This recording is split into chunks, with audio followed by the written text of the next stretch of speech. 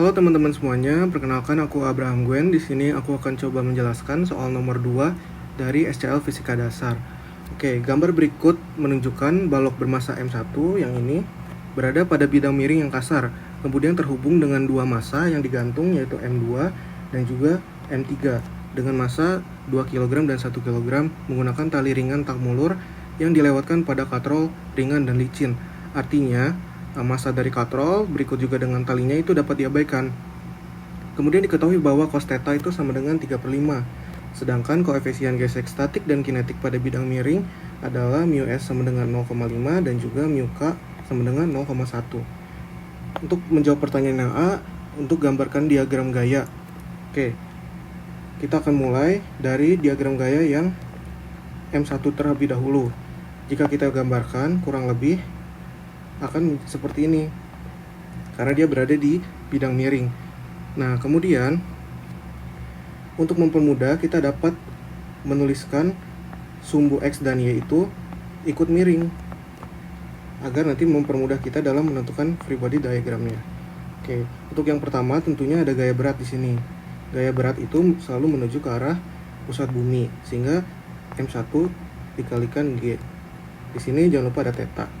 Nah, untuk itu kita bisa proyeksikan nilai M1G ini terhadap sumbu Y dan juga sumbu X. Karena kalau kita misalkan ini sudut ini sebagai alfa, maka jika kita tulis di sini maka alfa itu ada di sebelah sini, sedangkan theta ada di sebelah sini.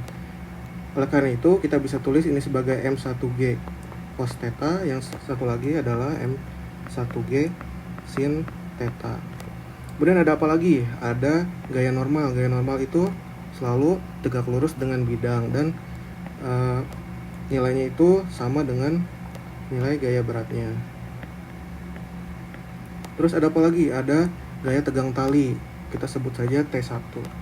Oke, kita lanjut ke balok yang kedua. Nih, balok yang kedua itu dia digantung di katrol, kurang lebih seperti ini. Ada gaya apa aja? Yang pertama tentu ada gaya berat M2 dikalikan G.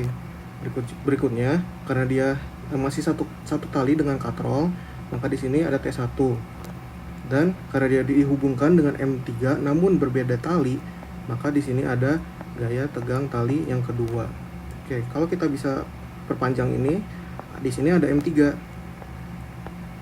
Nah, untuk M3 sendiri ada gaya apa aja? Yang pertama ada gaya beratnya atau M3G. Dan tentunya di sini ada gaya tali juga, seolah-olah seperti tali tambang. Jadi dia saling tarik menarik, T2. Oke, nomor A sudah terjawab seperti ini. Kita lanjutkan ke yang B. Nah, yang B ini tentukan besar massa M1 agar balok bermassa M1 tepat akan bergerak menuruni bidang miring. Nah, kata kuncinya itu adalah tepat akan bergerak menuruni. Jadi karena dia tepat akan bergerak menuruni, berarti tadi aku lupa di sini itu ada satu lagi gaya. Karena bidang miringnya kasar, otomatis dia akan ada namanya gaya gesek. Nah, gaya gesek ini arahnya kemana sebenarnya nanti ditentukan oleh tergantung dari arahnya, karena dia selalu berlawanan dengan arah gerak. Nah, contohnya yang B. Yang B itu dikatakan dia menuruni bidang. Karena dia menuruni bidang, maka gaya F-nya itu akan ke atas. Nah, maka gini, kita bisa tulis persamaannya itu menjadi M1G sin theta dikurangi Fs. Kenapa kita pakai gaya gesek statik? Karena dia itu dikatakan tepat akan bergerak. Jadi yang menahan si benda itu sebelum bergerak itu adalah gaya gesek statis. Sedangkan ketika nanti dia bergerak, maka yang dihitung adalah gaya gesek kinetiknya. Oke, ini kita bisa lanjutkan dengan M2G plus M3G. Nah, untuk gaya gesek sendiri itu kan bisa kita jabarkan menjadi mu s dikali gaya normalnya ya, M1G cos theta. Dan ini kita bisa keluarkan M2 plus M3G.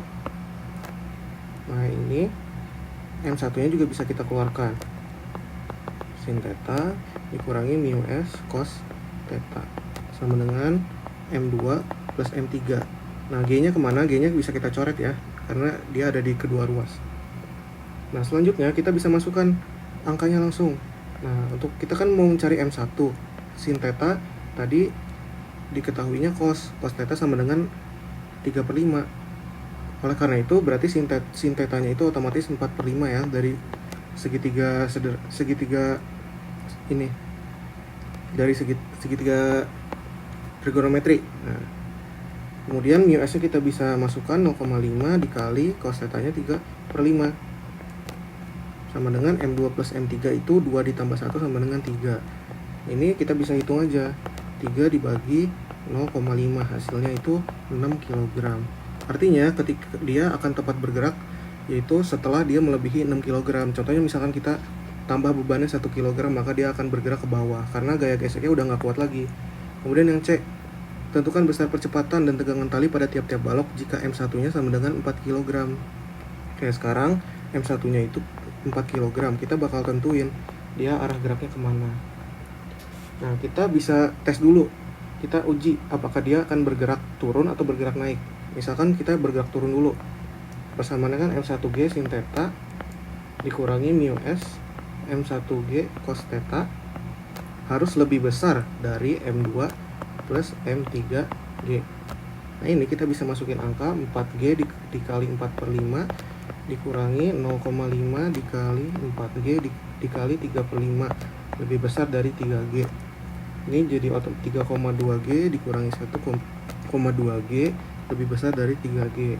Otomatis 2G lebih besar dari 3G. Bener gak? Enggak kan? Karena 2G itu lebih kecil, jadi ini salah. Artinya balok itu nggak bakal turun. Sekarang kita cek kalau naik, berarti tinggal dibalik aja ya. M2 plus M3G harus lebih besar dari M1G sin theta ditambah mu S M1G cos theta. Ini kalau kita hitung nanti hasil akhirnya adalah 3G lebih besar dari 4,4G. Ini juga masih salah. Artinya si balok itu nggak turun ataupun nggak naik.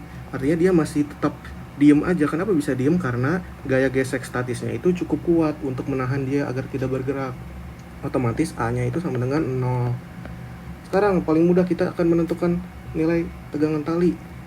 Dari free body diagram tadi kita bisa tahu T2 itu sama dengan M3G karena sistemnya itu dia tidak bergerak atau kesetimbangan. Ini kita tinggal masukin aja nilainya, 1 dikali 10 sama dengan 10 Newton. Kemudian untuk T1 itu karena dia ada 2 beban yang menahan, ada M2 tambah M3 dikali G. T1 nya maka 3 dikali 10 sama dengan 30 Newton. Semoga dapat dipahami. Terima kasih udah menonton guys.